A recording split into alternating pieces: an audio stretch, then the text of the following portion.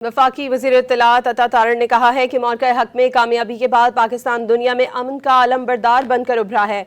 भारत दहशतगर्दी को फ़रोग़ देता है जबकि पाकिस्तान इसका मुकाबला करता है। वज़ीर इत्तलात अता तारण ने मौक़े हक़ में कामयाबी का 1 साल मुकम्मल होने पर तकरीब से खिताब में कहा कि दुनिया में पाकिस्तान की इज़्ज़त और वक़ार में इजाफ़ा हुआ, जबकि मशरक़ी बॉर्डर के उस पार सिर्फ तारीकी, तन्हाई और रुसवाई है।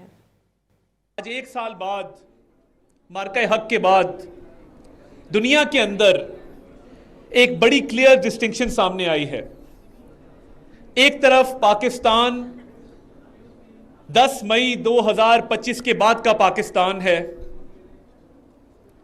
जिसमें हुकूमती सतह पे, अवामी सतह पर, सफारती सतह पर, बयानिए की सतह पर और अस्करी सतह पर पाकिस्तान का इज्जत है, पाकिस्तान का वक़ार है और दुनिया के अंदर पाकिस्तान का एक मकाम है कि जहां पर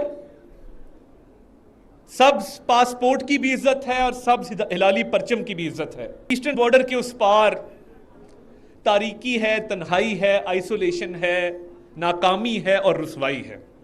इसके सिवा कुछ नहीं है।